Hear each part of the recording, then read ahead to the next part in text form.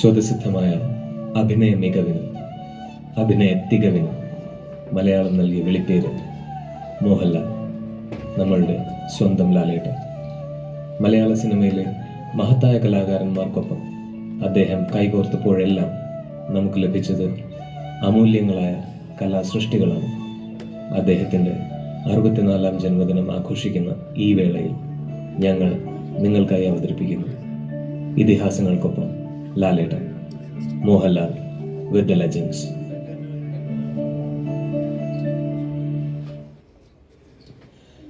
ചെറിയൊരു ആക്ടിവിറ്റി ആയിരിക്കും, ഒരു വോയിസ് ക്ലിപ്പ് കേൾപ്പിക്കും. ആ വോയിസ് ക്ലിപ്പ് ഒരു ലെജൻഡായിരിക്കും. അതെന്ന് വെച്ചാൽ ഒരു ഡയറക്ടർ ആയിരിക്കും. ആ ഡയറക്ടർ ആണെന്ന് ഐഡന്റിഫൈ ചെയ്യണം. ആ ഡയറക്ടർ സംസാരിക്കുന്നതിനകത്ത് തന്നെ സോങ്ങിന്റെ ഒരു ഹിന്റ് ഉണ്ടാവും, ഒരു ക്ലൂ ഉണ്ടാവും. ആ ക്ലൂ കണ്ടുപിടിക്കാൻ പറ്റുമെന്നുള്ളത് നോക്കണം. അതിന്റെ ആൻസർ ഞങ്ങൾ പറയില്ല, ആൻസർ സോങ് ആയിരിക്കും. Okay, let's start.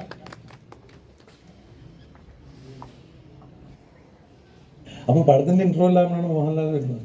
അപ്പോൾ നാച്ചുറലി 16 ദിവസം മോഹൻലാൽ വെയിറ്റ് ചെയ്യേണ്ടി വന്നു. ആ വെയിറ്റിംഗ് മോഹൻലാലിന്റെ ലൈഫിൽ ഭയങ്കരമായൊരു കോൺഫിഡൻസ് ഉണ്ട്. അന്ന് ഉണ്ടായ ആ ഫ്ലെക്സിബിലിറ്റി ഉണ്ടല്ലോ, അതാണ് ആ അദ്ദേഹത്തിന് ഇന്ത്യയിലെ തന്നെ വലിയൊരു സ്റ്റാർ ആക്കിയത്. ആ ഫ്ലെക്സിബിലിറ്റി മനസ്സിലായോ?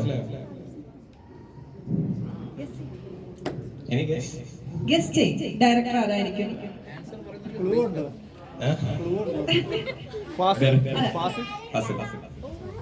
മൂവി ഏതാണെന്ന് മനസ്സിലായോ? മൂവി ഓക്കേ, ഫാസിലിന്റെ വേറെ ഏതെങ്കിലും മൂവി ഒന്ന് ആലോചിച്ചു. let's listen to this song, then you'll find.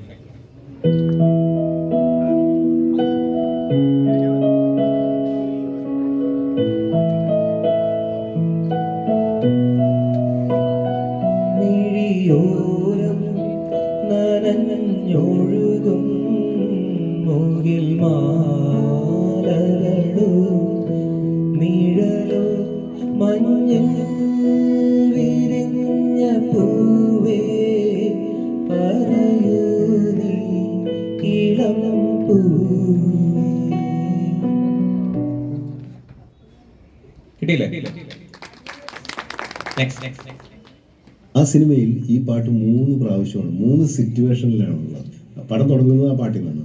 പിന്നീട് ആ പടത്തിലെ ഏറ്റവും ക്രൂഷ്യലായിട്ടുള്ള സിറ്റുവേഷൻ കുട്ടികളെ കിട്ടുന്നത് ആ പാട്ടിൽ കൂടിയാണ്. പിന്നീട് ലാസ്റ്റ് ഈ കുട്ടികളെ ഇയാൾ നഷ്ടപ്പെടുന്ന ഓർഫനേജിലേക്ക് ആക്കാൻ വേണ്ടിയിട്ട് പോകുമ്പോൾ ആ സിനിമ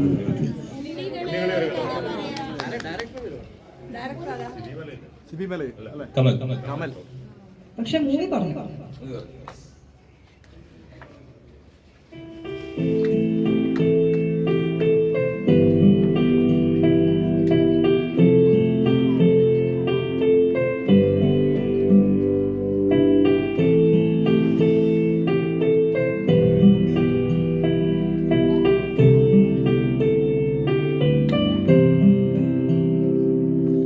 ഉണ്ണികളിൽ ഒരു കഥ പറയാം, ഈ പുല്ലാങ്കുഴലിൻ കഥ പറയാം. പുൽമേട്ടിലോ പൂങ്കാറ്റിലോ പുൽമേട്ടിലോ പൂങ്കാറ്റിലോ എങ്ങോ പിറക്കും പണ്ടിടമോളും കൂട്ടിൽ. ഉണ്ണികളിൽ ഒരു കഥ പറയാം, ഈ പുല്ലാങ്കുഴലിൻ കഥ പറയാം.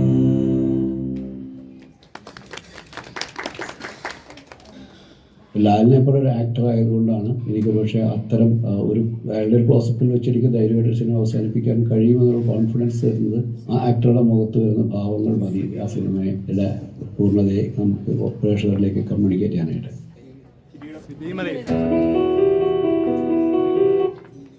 മൂവി ഏതാണെന്ന് അറിയാം?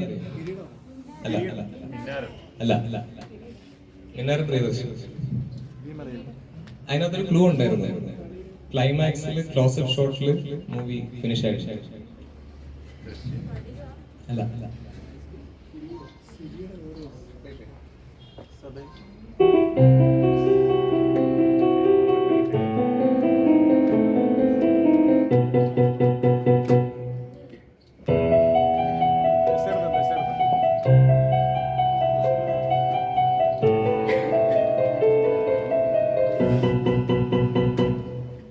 മന്ദാരച്ചെപ്പുണ്ടോ മാണിക്യക്കല്ലുണ്ടോ കയ്യിൽ വാർമതി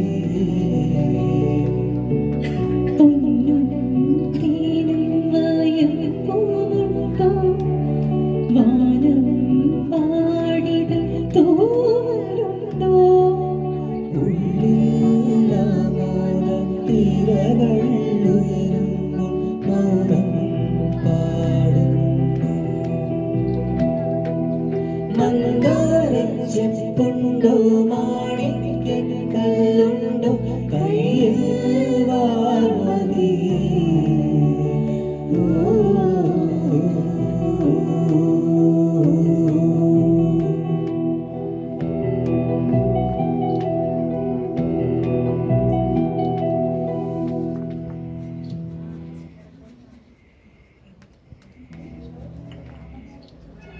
അടുത്തത് ശ്രദ്ധിച്ചു ഞങ്ങളുടേതായ ഒരു സിനിമയെ കുറിച്ചൊരു ധാരണ വ്യക്തമായിട്ട് ഞങ്ങൾക്കുണ്ടായിരുന്നു. അന്ന് നടന്നുകൊണ്ടിരുന്ന സിനിമയിൽ നിന്ന് മാറിയിട്ട് ഞങ്ങളുടെ മനസ്സിൽ വേറൊരു തരം സിനിമ ഉണ്ടായിരുന്നു. അതാണ് പിന്നീട് തീർച്ചയായിട്ടും അതായത് ഇപ്പം എൻ്റെ ഒരു കരിയറിന്റെ ഏറ്റവും വലിയ അതായത് ഇപ്പം ഒരു ഓപ്പണിംഗ് തന്ന സുരേഷ് ആണെങ്കിൽ ഏറ്റവും കൂടുതൽ എൻ്റെ കരിയറിനെ ബിൽഡ് ചെയ്യാനുള്ള റീസൺ എന്ന് പറയുന്നത് മോഹൻലാലാണ്.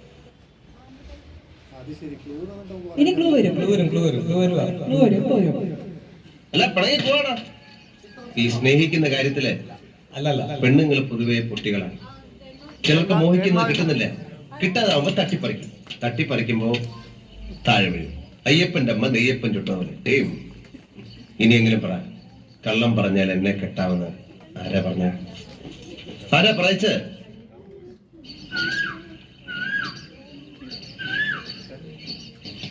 കള്ളി കള്ളി കള്ളി കള്ളി കള്ളി കള്ളി കള്ളി കള്ളി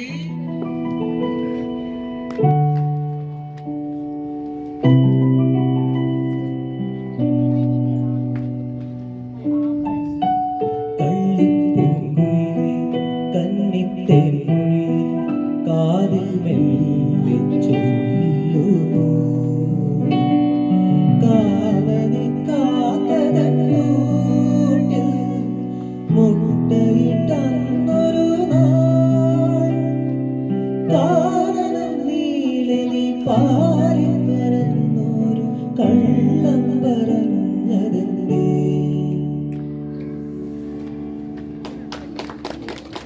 അങ്ങനെ അദ്ദേഹത്തിൻ്റെ വീട്ടിൽ ലോഹിതദാസും ഞാനും ദിനേശ് പണിക്കരും കൂടെ പോയി കഥ പറഞ്ഞു.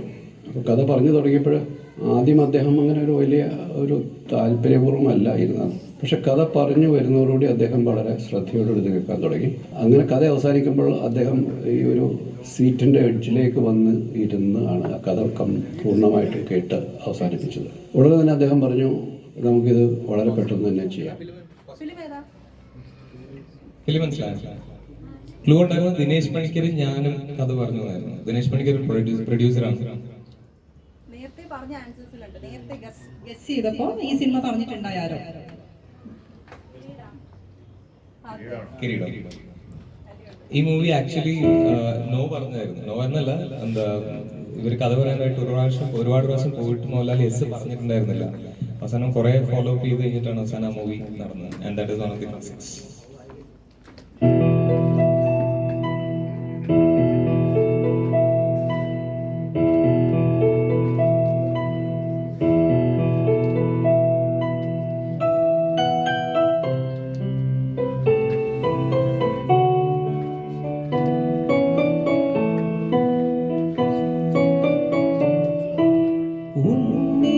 ഉണ്ണിക്കിടാവിന്നു നൽകാൻ അമ്മ നെഞ്ചിൽ പാലാഴിയേന്തി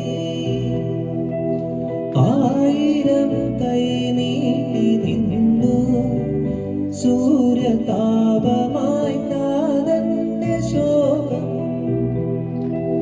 വിട ചൊല്ലവേ നിമിഷങ്ങളിൽ ജലരേഖകൾ വീണലിഞ്ഞു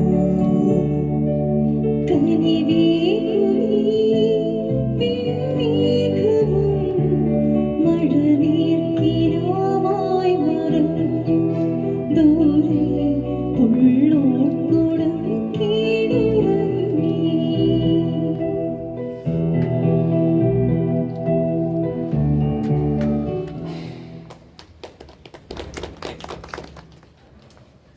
ഒരു പാട്ടിൻ്റെ അകത്ത് ഈ കൊച്ചിനെ ഇങ്ങനെ സന്തോഷിപ്പിച്ച് ചെറിയഷ് ചെയ്ത് ആ ഒരു ബാസ്കറ്റ് ബോൾ ഗ്രൗണ്ടിൽ ഈ കൊച്ചിനെ അവിടെ കൊണ്ട് മോട്ടോർ സൈക്കിൾ ഇങ്ങനെ ഇരുത്തിച്ച് ഈ ബാസ്കറ്റ് ബോൾ ഒന്ന് ബൗൺസ് ചെയ്ത് ആ പാട്ടിന്റെ കൃത്യം അതിനകത്തൂടെ താഴെ there is no take 1, there is no take 2. This is Mohanlal.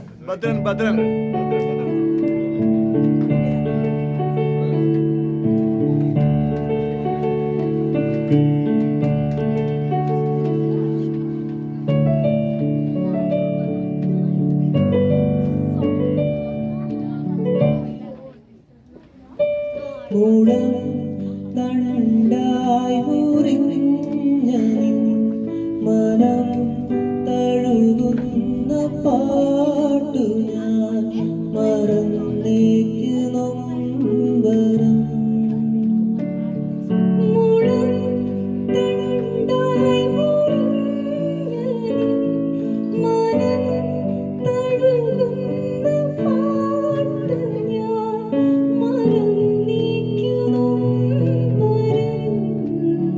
ഒരു കുറുന്നു കുമ്പിളിലേകിടാം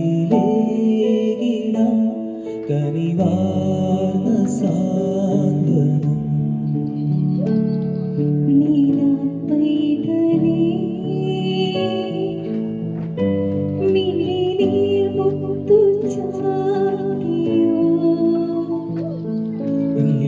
തൂവൽ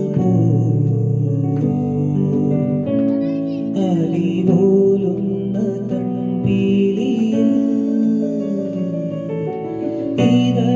ഇതളുറങ്ങാത്ത പൂവ് പോലെ നീ അരികിൽ തഴുക ശാന്തമായി നീല പൈതലേ.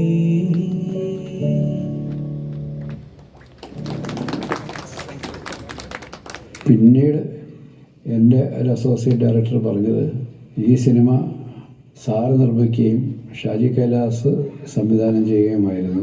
അങ്ങനെയുള്ള ഒരു കോമ്പിനേഷനായിരുന്നു പലരും പ്രതീക്ഷിക്കുന്നത്. പക്ഷേ ഇത് ഒട്ടും പ്രതീക്ഷിക്കാത്ത ഒരു കോമ്പിനേഷനിലേക്ക് ഞാൻ ഡയറക്ടറും ഷാജി രഞ്ജിത്തിനോടൊപ്പം പ്രൊഡ്യൂസറുമായി വരുന്നു എന്നുള്ളതാണ്.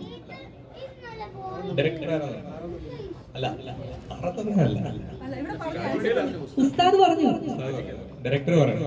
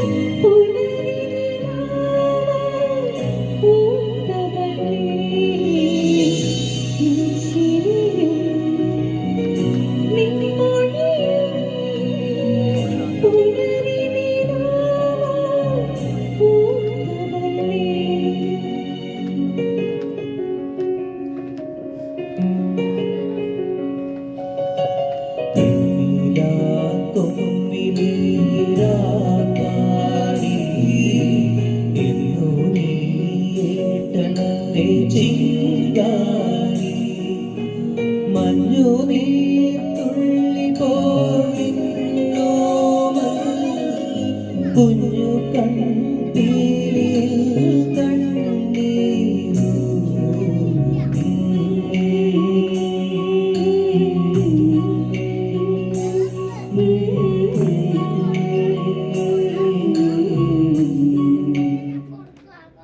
പല പടങ്ങൾ വർക്ക് ഷോട്ട് എടുക്കും. എനിക്ക് തോന്നുന്നു ഇത് പോരാ, കുറച്ചുകൂടി എംഫസൈസ് ചെയ്യണോ അല്ലെങ്കിൽ എന്തെങ്കിലും വേണ്ട കേട്ടോ വേണമെങ്കിൽ ഒന്ന് എടുക്കാം എന്ന് പറഞ്ഞ് എടുക്കും. പക്ഷേ ആദ്യത്തെ ഷോട്ട് ആയിരിക്കും കറക്റ്റായിട്ടുള്ളത്. ആദ്യം എടുത്ത ടേക്ക് ആയിരിക്കും. ടേക്ക് മാത്രമല്ല ബിഹേവിയർ ഒരിക്കലും നമുക്ക് അഭിനയിക്കാൻ തോന്നില്ല. ഭയങ്കര വലിയ ഡയറക്ടറാണ്. എസ്പെഷ്യലി ഈസ് നോട്ട് ഫോർ വലിയ, അതായത് ഒരുപാട് സ്റ്റാർ കാസ്റ്റും അല്ല അല്ല ഭയങ്കര ക്രൗഡ് ആയിരിക്കും ആളുടെ മൂവിയിൽ എപ്പോഴും. മൂവി കിട്ടിയോ? അല്ല, നാട്ടിൽ നിന്ന് ഫോൺ ചെയ്യുമ്പോൾ അമ്മച്ചിക്ക് ഒന്നേ അറിയുള്ളൂ എപ്പോഴാണ് എൻ്റെ കല്യാണം. ഇനി ഫോൺ ചെയ്യുമ്പോൾ ഞാൻ പറയും കെട്ടാൻ ഞാൻ റെഡി. സുന്ദരിയായ ഞാൻ കണ്ടുവച്ചിട്ടുണ്ട്, ദിവസം നിശ്ചയിച്ചത്.